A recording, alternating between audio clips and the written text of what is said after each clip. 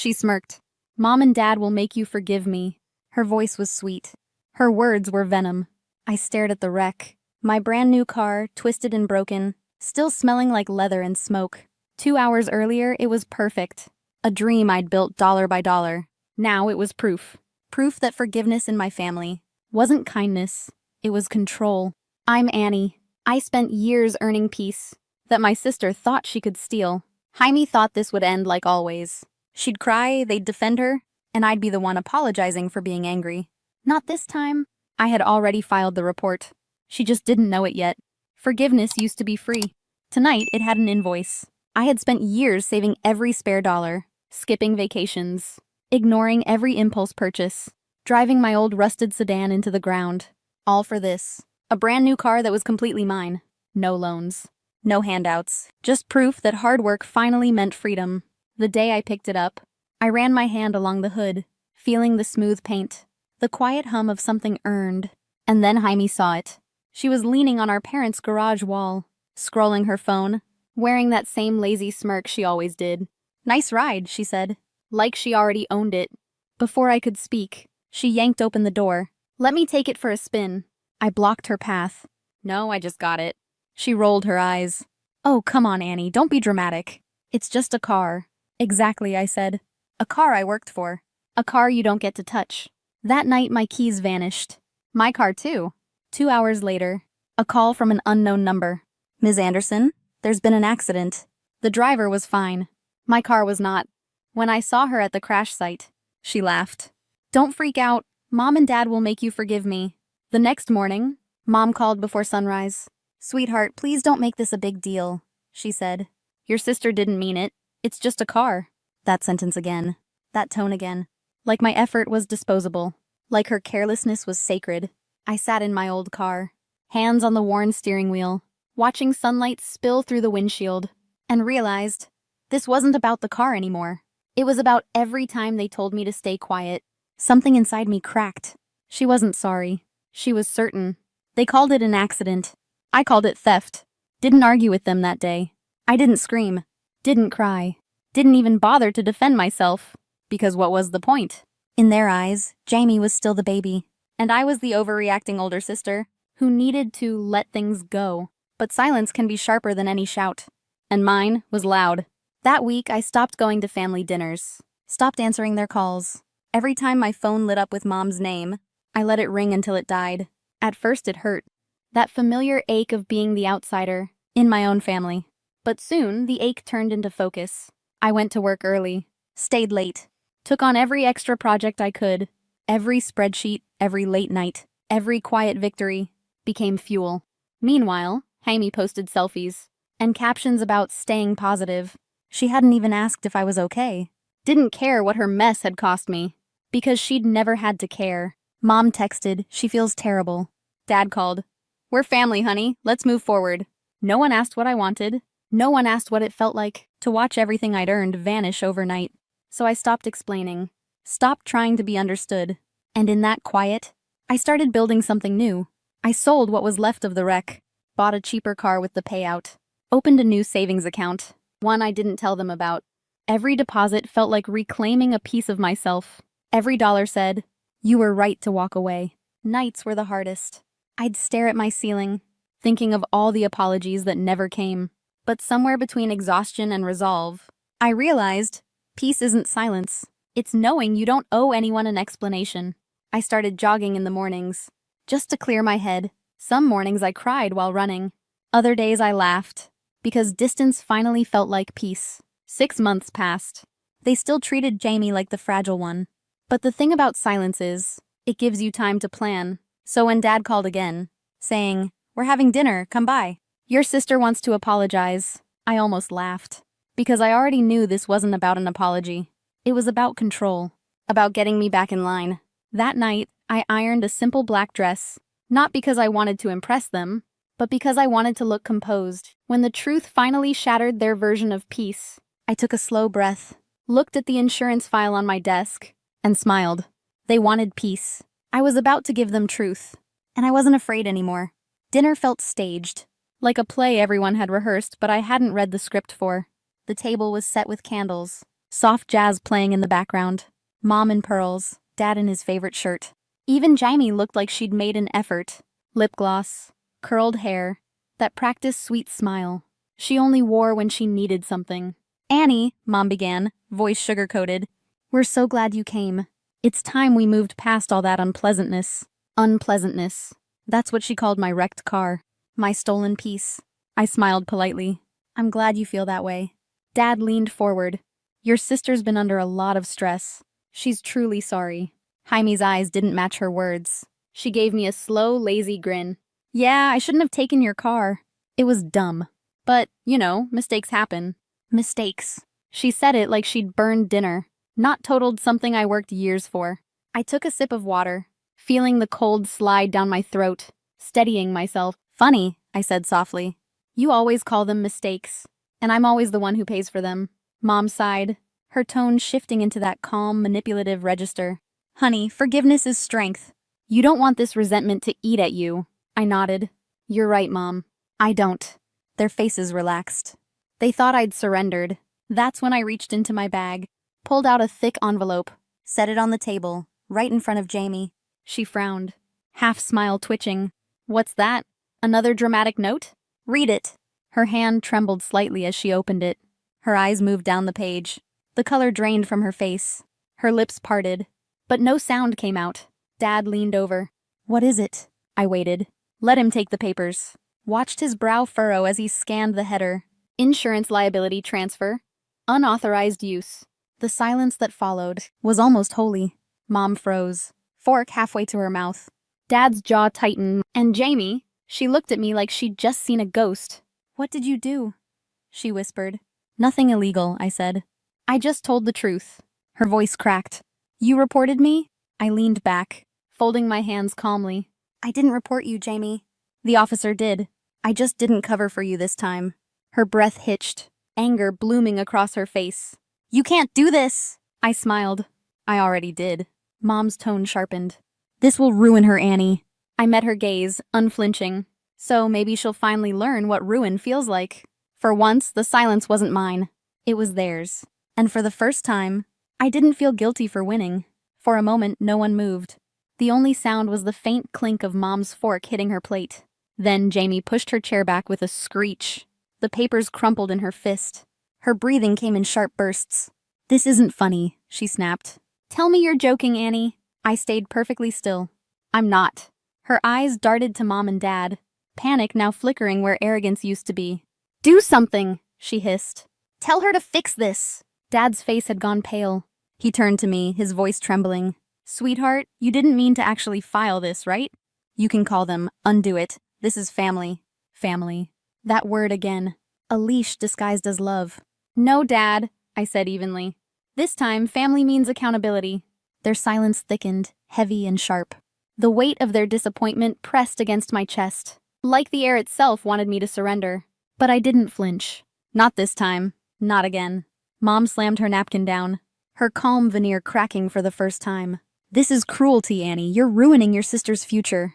"She ruined mine," I said softly. "I worked 10 years for that car. 10 years. And you expect me to pretend it's a scratch on the surface?" Jaime's voice shook with rage. "I made a mistake. A stupid mistake. You're destroying me over one accident." I leaned forward, my tone still steady, almost gentle. "Accidents happen, Jamie. Consequences follow. That's how the world works. Just not the world you've been living in." Her lip trembled. "You're seriously going to let this destroy me?" I tilted my head. "No, I'm just not going to stop it." She slammed her hand on the table. "You're heartless." I smiled faintly. "No, I'm done being your safety net." Dad rose halfway from his chair, voice desperate. "Please, Annie, think about what you're doing. This will follow her for years." "Good," I said quietly. "Maybe it'll remind her that actions matter." Jaime's eyes filled with tears. Real ones this time. Not manipulative, not performative. Just pure disbelief that her power was gone. "I don't have that kind of money," she whispered. "How am I supposed to pay for this?" I stood, slipping my bag over my shoulder. "You'll figure it out. You always do." Her voice cracked. "You hate me." I paused at the doorway. "No, Jaime. I finally love myself enough to stop hating what you turned me into." When I stepped outside, the night air hit me. Cold, steady, honest. Streetlights blurred through my windshield. fading like old memories. The house shrank in the mirror, one porch light flickering weakly. For the first time in years, I didn't feel small. I didn't feel angry. I just felt free. The next morning, I woke up to silence. No calls. No messages. No apologies. Just quiet. And for the first time, it didn't feel lonely. The sunlight spilled through the curtains, landing on the stack of documents I'd left on the counter. The insurance papers. The proof that I had finally stopped protecting the wrong people. I made coffee. The world outside was calm, indifferent to the chaos I'd walked away from. And maybe that's what peace really is. Not the absence of noise, but the absence of guilt. For years, I thought forgiveness meant weakness. That being a good daughter meant swallowing pain until it tasted like duty. But forgiveness isn't peace if it costs your self-respect. And family isn't love if it only survives through silence. I looked out the window at my car's empty spot in the driveway, a small reminder of everything I'd lost, and everything I'd finally found. Because it wasn't about the car. It never was. It was about value, the kind you earn, not the kind you beg for. Sometimes, the only way to reclaim yourself is to let the world call you heartless and still choose your own peace anyway. People will tell you that family always comes first. They'll say forgiveness makes you stronger. Maybe they're right, but I've learned something they don't teach you. Strength isn't in forgiving what broke you. It's in refusing to let it break you again. So, if you've ever been made to feel small, if you've ever been told that anger makes you wrong, remember this.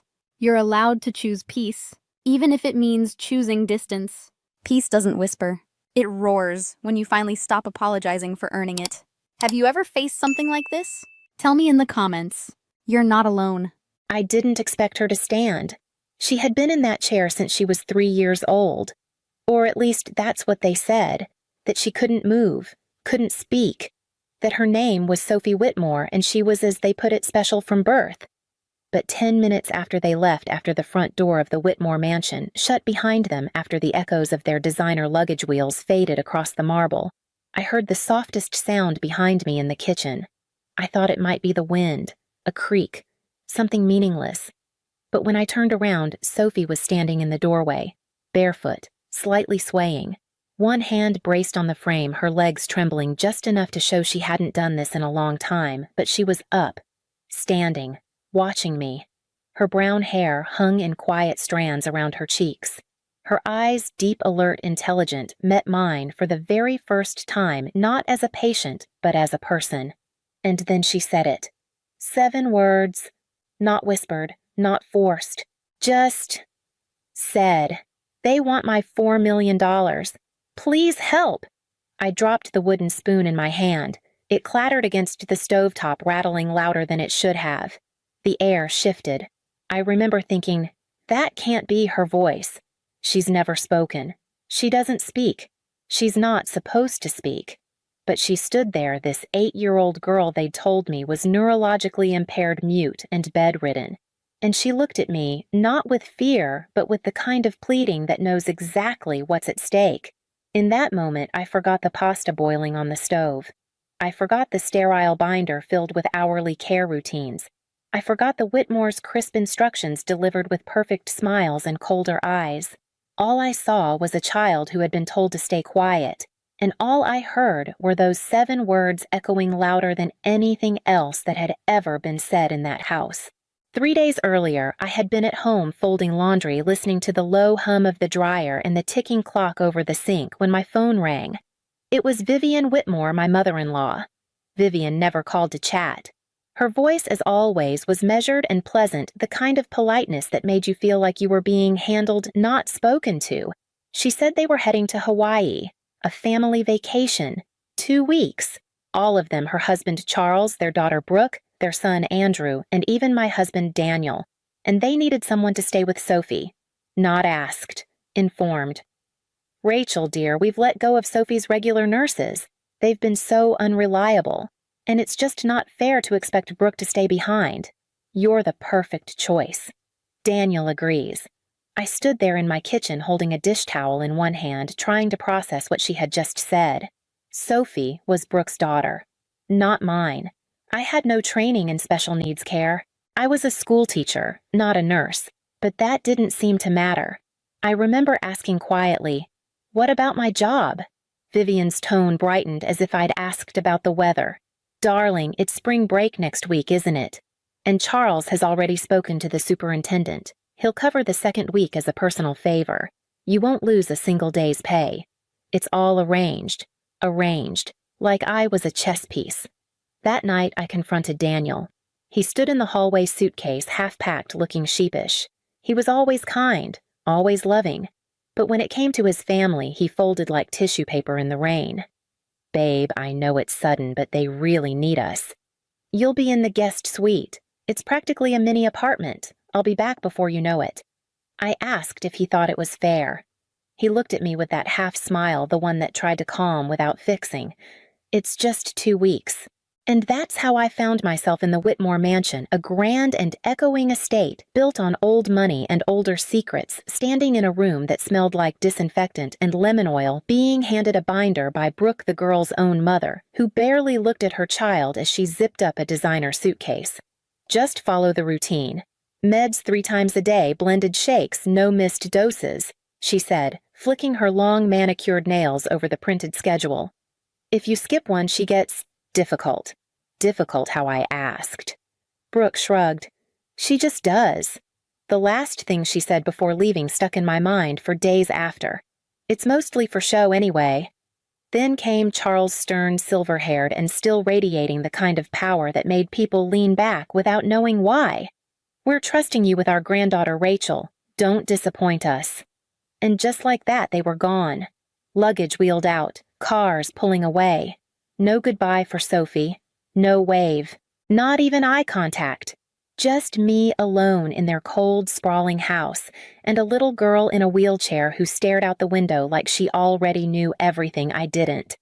After they left, I wheeled Sophie into the living room like the binder suggested. Her chair was high-end medical grade with custom padding and straps that hadn't been buckled. She didn't move or speak. She didn't look at the television I turned on. She just stared forward, blank, her face unreadable. Still, I spoke to her. Maybe it was habit, my teacher instincts, or just loneliness. I told her I'd be in the kitchen making dinner, that I'd be close by, that I'd made pasta. It felt silly at first, like I was narrating to the walls, but not speaking to her felt worse, like I was becoming part of the silence everyone else had built around her. The kitchen was bright, polished to the point of sterility, stainless steel, stone counters. Nothing personal, nothing warm.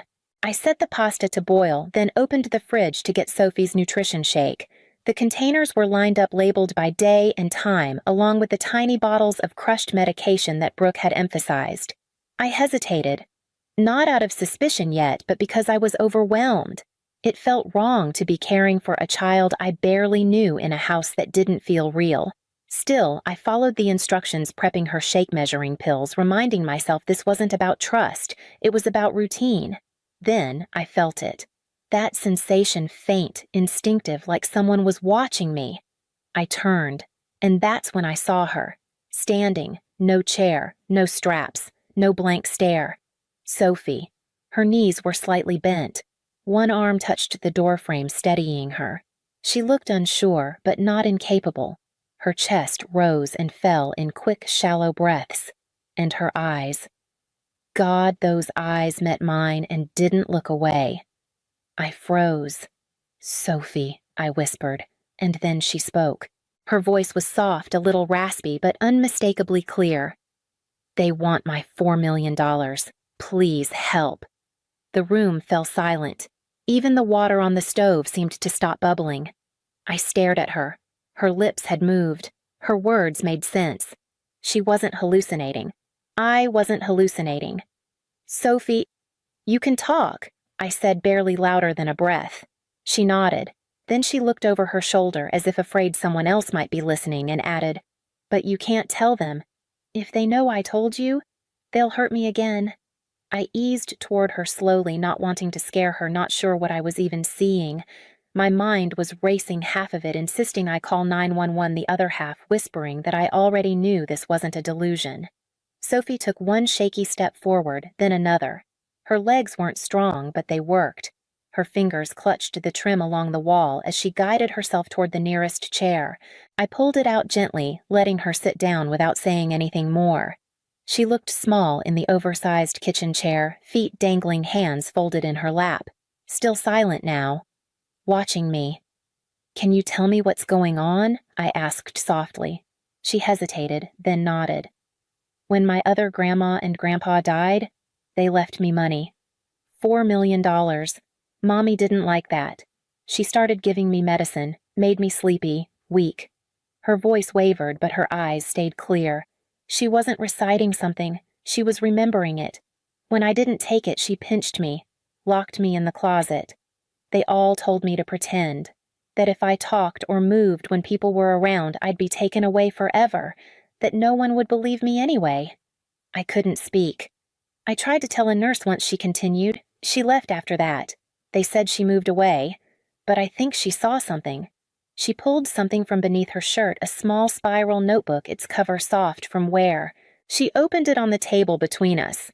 Inside were pages of neatly printed entries, short sentences, dates, names, fragments of overheard conversations. I skimmed an entry. Mommy said she'll be declared incompetent. That way, I keep the trust. Another grandpa told Mommy Judge Wilson owes me. We'll fix the papers. I felt cold all over.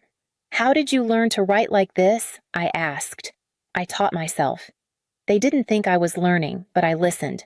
I looked at papers in Mommy's office when she wasn't home. I copied the words. I had time.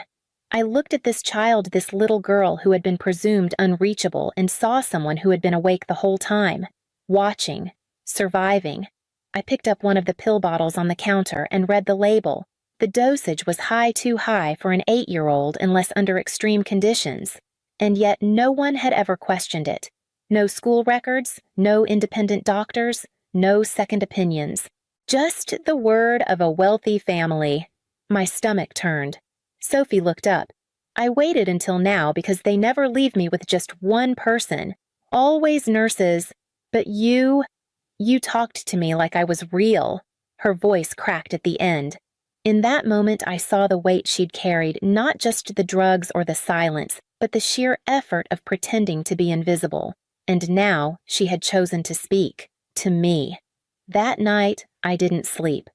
I lay awake in the guest suite, listening to the soft, measured breaths of Sophie in the next room. She was safe for now. She had eaten dinner without the medication. She'd smiled faintly while I showed her how to shuffle a deck of cards.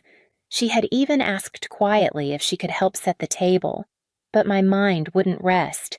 I kept thinking about that notebook, the entries, the way her small hands had turned each page as if she'd been waiting years for someone to see it. The next morning, I stood in front of the kitchen sink holding her morning medication bottle. I opened it. The pills clicked against the glass rim. I stood there for a full minute, maybe more. If I gave them to her, I'd be playing my part in what she claimed was abuse. But what if she needed them? What if this sudden clarity was the break? What if I was wrong? And then I remembered what she said the night before. Not the words, but the way she looked at me when she said them. I emptied the pills into the sink and turned on the disposal. When Sophie came down, walking slow but steady, I handed her the nutrition shake without the crushed sedatives. She drank it, then looked at me carefully. "No medicine today?" I shook my head. "Not unless you need it." She didn't say anything, but the relief in her shoulders said enough. By midday, she was sharper, more focused, her hands steadier. Her speech, once slightly slurred, was clearer.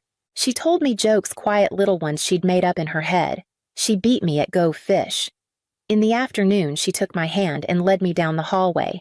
"Mommy keeps important papers in her office," she said. The office was all designer furniture and shallow shelves staged for show not function. But behind a potted orchid, just as Sophie had told me, was a tiny brass key. The filing cabinet opened on the second try. Inside, trust documents, bank records, appointment letters, prescriptions. I sat on the floor and began pulling file after file. Sophie sat beside me, cross-legged, notebook in hand. She pointed to names phrases. Some matched her journal entries. Some were new. One envelope was marked, "Private, do not copy." Inside were early pediatric reports records from before the age of 3. They showed a healthy child, walking, talking, developing normally. Then came a sharp drop notes citing sudden regression neurological concerns, sedation necessary for safety, all dated within months of the Blackwell's fatal car accident. That's when Mommy got the money, Sophie said. I looked at her, unsure how she even understood any of this. I don't know everything she added, but I remember. I remember being able to talk. I remember running in the backyard. She paused, and I remember when it all stopped. There was still one piece missing, one more file I hadn't yet found, a confirmation of what they were trying to do next. But even without it, the pattern was forming. This wasn't a misunderstanding. It was a system, a carefully built illusion. And the house, the pristine, perfect Whitmore mansion, wasn't hiding dust in its corners. It was hiding a crime. It was just past 3 a.m. when I woke to the sound of the front door. Not a knock, not the chime of the bell, just the heavy click of the lock and the soft groan of wood against the marble floor. At first, I thought I was dreaming, but then I heard voices muffled but familiar. Vivian's sharp cadence, Brooke's impatient huff, the slow, steady baritone that could only be Charles. They were home. They weren't supposed to be home for another 12 hours. I sat up, heart pounding. My eyes scanned the dark room for my phone, for my shoes, for some idea of what to do next. Then I thought of Sophie. I rushed down the hallway, bare feet against polished tile, and pushed open her bedroom door. She was already awake, sitting up, the covers pulled to her chest. "They're back," she whispered. "I know. Sometimes they come early," she added, her voice trembling. "To check, to make sure I've been good." The fear in her voice was different now, not the general fear of a child caught in something too big. This was the fear of someone who knew what happened when you didn't perform the part they'd written for you. "We go back to the plan," I told her. "One night. Just one more night." We moved quickly. Sophie returned to her medical bed. I helped her arrange the blankets, loosened her limbs to appear limp, and handed her the stuffed rabbit she hadn't touched in days. She lay back motionless. I stood just in time to hear Brooke's footsteps coming down the hall. She appeared in the doorway, still in travel clothes, her hair pulled into a sleek ponytail, eyes already scanning the room. "What are you doing in here?" she asked. I heard noise. "I came to check on her," I replied calmly. "You're back early." Brooke didn't smile. Daddy's meetings ended ahead of schedule. She stepped past me and leaned over Sophie's bed. "Medication?" she asked, without turning around. "As prescribed. Log is in the kitchen." Brooke stared at Sophie, searching for signs, any crack in the act. But Sophie didn't blink, didn't shift. When Brooke finally left the room, I placed a hand on Sophie's arm and gave it a gentle squeeze. "You did perfect." But in my chest, my breath was tight. Because the one thing I hadn't planned for was all of them returning together. The entire Whitmore family had gathered downstairs like it was a board meeting. Charles sat upright in his favorite chair, a bourbon already in hand. Vivian was poised beside him, legs crossed, fingers perfectly still. Andrew stood by the fireplace, arms folded, jaw tight. And Daniel, my husband, stood near the back, unsure whether to move closer or farther away. I entered last. "I trust everything was satisfactory in our absence," Charles said, his voice like a courtroom verdict. "Yes," I replied. "Satisfactory?" Vivian narrowed her eyes, her tone syrup-sweet. "Curious." Before we left, Brooke counted Sophie's medications. Yet now, several doses are missing. I didn't flinch. I followed your instructions. Perhaps there was a miscount. Silence. Then footsteps on the stairs. Every head turned. And there she was. Sophie. Standing. Dressed in her soft cotton pajamas, arms relaxed at her sides, her chin lifted just enough to show she wasn't afraid. Vivian gasped. Brooke froze. Andrew cursed under his breath. Charles's glass halted mid-air. "Hello, Mommy," Sophie said calmly. "Hello, Grandma." "Hello, Grandpa. I'm feeling much better now." The room cracked like ice beneath weight. Brooke lunged first. "She needs her medication. She's having some kind of episode." "No," Sophie said, stepping back. "I'm not taking it anymore. I know what you're doing. I know about my money." Everyone went still. Brooke looked to Charles, searching for instruction. Vivian's hand hovered over her pearls. I stepped in front of Sophie, steady but firm. She's not sick. She's never been sick. You've been drugging her to control her. And now she's done pretending. Charles rose slowly, his presence filling the room. You have no idea what you're talking about, he said, voice low. This is a family matter, and you've grossly misinterpreted it. I've seen the documents, the trust fund, the falsified reports, the birth records, the surveillance. And Sophie, she remembers everything. Brooke's composure snapped. She grabbed her purse, pulled out a pill bottle, and shoved toward us. Take it, she barked. Take it now, or you'll regret it, Sophie cried out as Brooke caught her wrist. Without thinking, I stepped between them, pushing Brooke back hard enough that she stumbled into the coffee table. Don't touch her. Charles moved toward me like a storm cloud. That's assault. Then call the police, I said. Please do. I held up my phone. In fact, you'll want to answer the door. It rang then, like fate waiting on the porch. Everyone looked toward the hallway. Then the door opened, and standing there was Kelly Bishop, my closest friend, and a family attorney. Beside her were 2 uniformed officers and a woman holding a clipboard from Child Protective Services. Mr. Whitmore Kelly said with quiet authority, "We need to speak with your granddaughter." No one moved, because in that moment they all knew the house wasn't theirs anymore, and the truth had come to stay. For a moment, no one said anything. The silence after Kelly Bishop's voice was louder than any shouting match, the kind of silence that makes walls lean in. We received credible evidence of long-term medical neglect and financial abuse, the CPS officer said firmly. We're here to interview Sophie privately. Charles stepped forward, still holding his bourbon like it was a shield. You don't understand, this girl has severe impairments. She hallucinates. She fabricates. Vivian added quickly, her voice trembling for the first time. Jessica has always had emotional issues. She's under stress. Kelly opened her folder and placed copies of documents on the coffee table one by one. Medical records from before Sophie's 3rd birthday, handwritten logs, videos, surveillance footage, bank statements, emails, and testimony, your own daughter's if necessary. Brooke's voice cracked as she clung to denial like a child clutching a doll. No.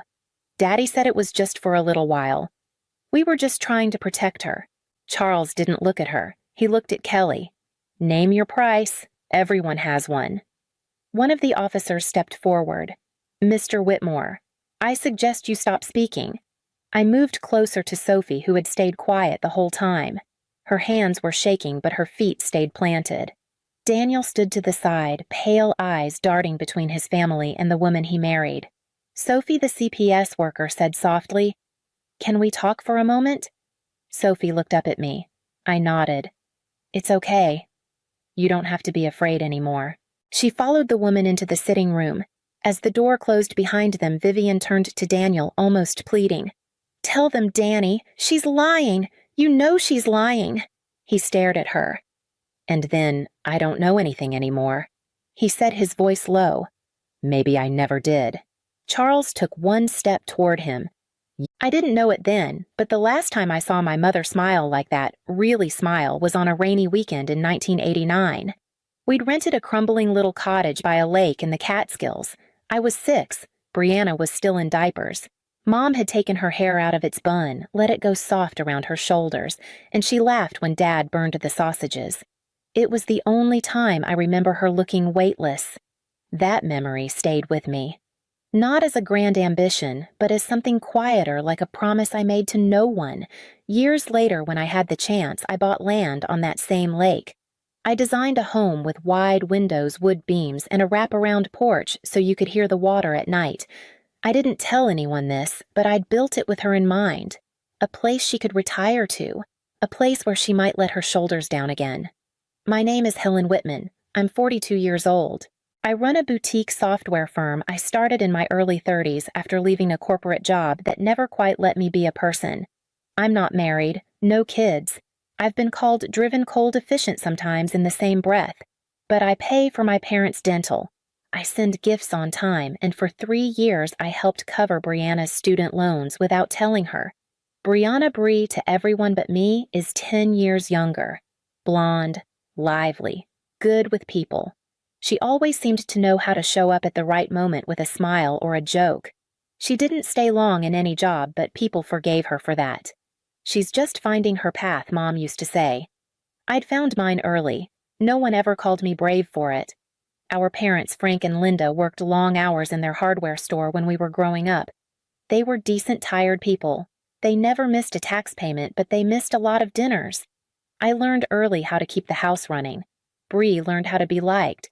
I hadn't seen them much over the past year. Work kept me in Seattle, and I was cautious after the pandemic, especially around Mom, who'd had a bout of pneumonia in 2021.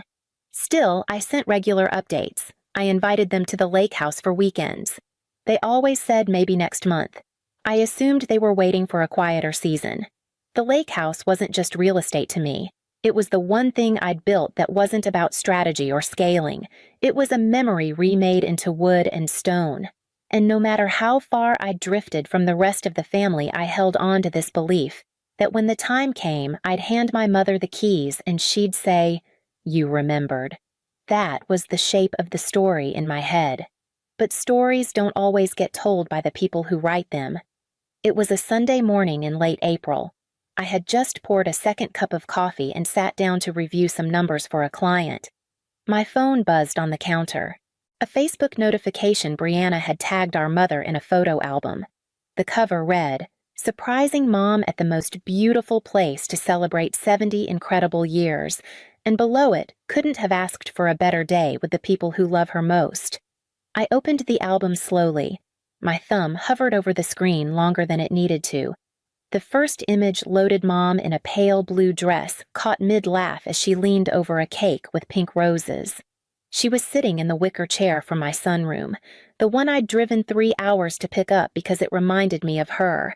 In the next photo, the camera pulled back. I saw the full porch mine strung with fairy lights and paper lanterns. Bree stood behind Mom, hands on her shoulders, grinning like a girl who'd just solved Christmas. A musician played cello by the railing. The lake shimmered in the background.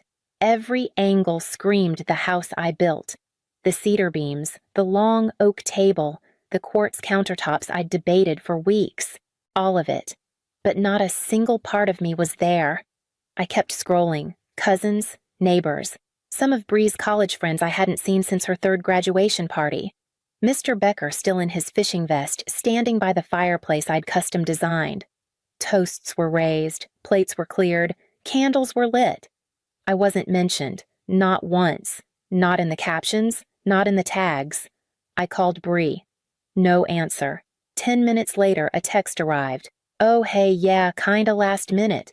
Didn't think you'd be in town. Mom really needed a lift." It turned out so sweet I stared at the screen until the letters started to blur. Then I called my mother. She answered quickly. "Helen. So good to hear your voice. You had your birthday at the lake house," I said. A pause. "Oh, yes." "Bree set it all up. She handled everything. You knew and you didn't think to tell me. Well, we figured you were working and Bree said it was short notice. Honestly, it was just a little thing. 40 people at a catered party is not a little thing, Mom." Well, it wasn't about the size. It was about the feeling. Bree made it feel special. It was my house. Another pause. Longer. "Well, you're not there that often, sweetheart." And Bree did all the coordinating. I just showed up and smiled. I sat with that. Then she added almost cheerfully, "You know how you don't really care for big crowds. I care when I'm erased from the picture." Oh, Helen, don't be dramatic. It was just a party. That evening, I opened a bottle of wine I'd bought on a trip to Florence. I'd been saving it for this exact day for a toast with Mom. Instead, I sat by myself on the back deck watching the bay turn silver in the twilight. I drank 2 glasses, then poured the rest down the drain. Later that night, Bree posted more photos. In one of them, Mom held a shawl I had sent her last Christmas. The caption read, "She's never felt more loved." I didn't respond to Bree's texts after that night. There didn't seem to be a sentence I could write that wouldn't sound either small or cruel. Instead, I pulled out an old notebook from the kitchen drawer. The kind I used in college, lined pages no flair. I opened to the first blank space and started listing what I remembered. The flu winter of 1996. I was 13. Mom and Dad had both caught it at once. I made soup, ran laundry, called in sick for Dad. Bree was 3. She kept crying for someone to read to her, so I taped my voice on a cassette and left it by her bed. In 2008, when Bree missed a final and nearly lost her scholarship, I drove 6 hours overnight to talk to the dean. She passed. She never asked how it happened. I never told her. In 2015, when Dad's store almost closed, I wired money into their account. Mom thought it was a tax refund. Dad said it was luck. They didn't ask where it came from. I wrote down every quiet thing I'd done, and then I stopped. Not because I ran out, but because I realized how many of them were never meant to be seen. Not really. That was the problem. I had spent so long believing the right thing didn't need an audience. That belief didn't hold up anymore. Bree wasn't evil. She was just fluent in visibility.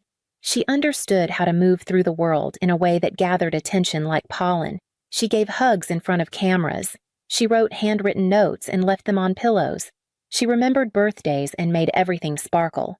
I worked behind walls. A week after the party, I called the property manager for the lake house. I told her to schedule a deep clean and send me the report. She hesitated. "I thought you were okay with the event," she said. "Bree said it was a family gathering you approved." "She told you that, yes, ma'am." "She said it was all arranged.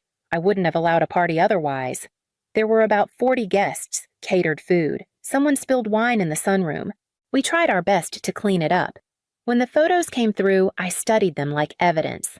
My pale rug now carried a deep maroon stain barely hidden under the throw blanket. Scratches lined the hallway floor. A chipped corner on the kitchen island I'd commissioned from reclaimed oak. It wasn't just damage. It was permission taken without asking. I invited them to dinner. It wasn't a dramatic call, just a message in our family group chat. "Would love to see you all for dinner next Saturday.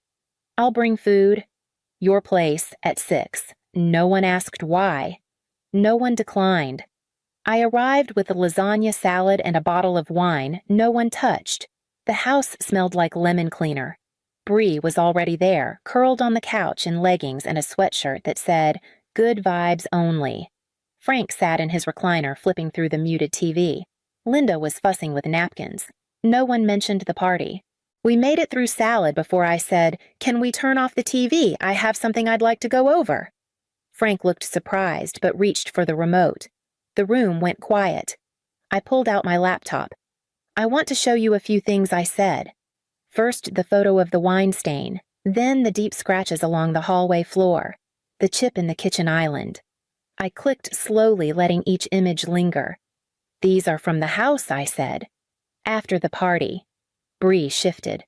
"Okay, but it's just a little wear and tear, Helen. It was a celebration." "You didn't ask." She shrugged. "It was Mom's birthday. You were probably working anyway." I didn't answer.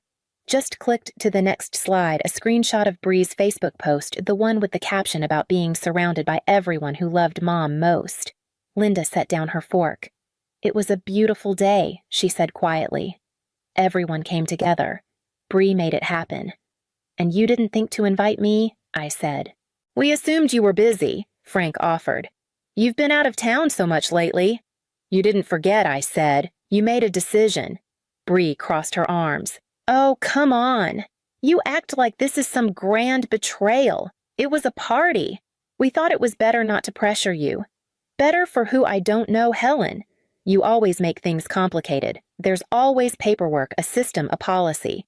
You built this perfect house and then disappeared into work. We filled it for one day. That's all." I looked at her. "You used my silence as permission." The room was still. Frank cleared his throat. "So what now, you want an apology? You want us to pay for a new couch or something?" "Yes," I said. "I do." Bree laughed. "You're seriously invoicing your own family. I'm holding you accountable for the damage. And for using my property without consent. If I'd done this to either of you, I know how it would land." Linda spoke gently. "Honey, this isn't like some corporate thing. It's family." "No," I said. "It's both." They blinked. "I built that house with the idea that one day Mom would live there. I designed every inch of it with her in mind. And then you used it for a party that excluded me. You rewrote the story, and you used my name to do it." Bree opened her mouth, then closed it. I shut the laptop. "You don't have to agree, but you do have to understand this from now on. If you want to use the house, you ask. If you break something, you fix it. If I'm part of this family, I get to be in the room, not just the bank account." No one spoke for a while. The lasagna sat untouched. Outside, a wind chime rattled faintly. Frank finally said, "Maybe we could have handled it differently. But this feels harsh." "So did being erased," I said. I stood, gathered my things, paused in the doorway. "You didn't just forget me. You left me out on purpose. I won't let it happen again." The next morning, I sent an email. It had 3 attachments: a PDF invoice, a property use agreement, and a side-by-side comparison of pre- and post-event photos. The invoice totaled $1,460.84. I itemized the professional cleaning, the upholstery repair, and the flooring touch-ups. No markup, just the numbers. The second document was a usage policy, nothing dramatic. 4 bullet points: written request required 2 weeks in advance, $1,000 refundable damage deposit, pre- and post-use photo documentation, signed liability waiver for all guests. I sent it to Bree, Frank, and Linda with a brief note. "Going forward, please use these guidelines if you'd like to access the lake house. As always, I'm happy to share what I've built, but not without respect." An hour later, Bree posted to Instagram, photo of Mom holding a framed print from the party. Caption: "Some people forget what love looks like when they chase money. We didn't. She didn't tag me. She didn't have to." Frank called me that evening. He didn't sound angry, just tired. "Was all that really necessary? I think so. You're turning this into something it doesn't have to be." "No, Dad. I'm turning it into what it already was." He sighed. "You've always been particular, and you've always let her act like she owned things she didn't pay for." There was a long pause. "I know you've done a lot. I just hate seeing you all this divided." So did I. Until I realized I was the only one holding the pieces together. Later that night, I got a reply from Bree. Just one line. "You really think this makes you look strong?" I didn't answer. The next morning, I transferred the house's smart lock system to a restricted access profile. I didn't block them. I didn't change the locks. I just made the door ask questions first. It was nearly a month before they visited. Frank had texted first. "We're coming up Saturday if that's okay. No agenda, just us." I said yes, then spent the morning cleaning a house that didn't look messy. They arrived just after noon. Linda brought lemon bars in a plastic container, the same kind she used when I was a kid. Frank carried a folding chair for the porch. I offered coffee. We didn't talk much at first. Linda wandered the house slowly. She paused in the sunroom where the wine stain had been. The fabric looked clean, but I watched her fingers trace the edge of the armrest anyway. "You kept the chimes?" she said softly, nodding toward the porch. "They sound better in the wind than in theory," I replied. We sat, the 3 of us. The lake was flat and gray that day, the kind of stillness that presses on the ribs. Frank finally broke the silence. "I think we got used to you being the one who handled everything." "I did handle everything," I said, quietly. He nodded. "I guess we started believing that meant you didn't need anything in return." Linda looked down at her lap. "I didn't know how much it cost you to be so capable." I didn't respond right away. Instead, I reached into the side table drawer and pulled out a photo me at 13 holding a cake I'd made from a box, mixed my arm around Mom's shoulder. Bree's nowhere in it, just the 2 of us. Linda took it in her hands. Her face didn't change, but something shifted. "I forgot this day," she said. I didn't. We sat in silence again, but it was different now. Not empty, just full of things none of us had words for. As they were leaving, Frank turned at the door. "You still want this place to be hers someday?" I looked out at the porch. The wind had picked up. The chimes answered for me. Bree never apologized, not in words. But 2 weeks later, a payment arrived through Zelle, $1,460.84. No note, no subject line. Just the exact amount from the invoice. I stared at it for a long time before I accepted. A few days after that, I hosted brunch at the lake house. Nothing grand. Just me, Frank, Linda, and a simple spread of eggs, fruit, and muffins. No candles, no toasts, no hashtags. I set 4 places, but only 3 were filled. The 4th chair stayed empty. I didn't comment on it. Neither did they.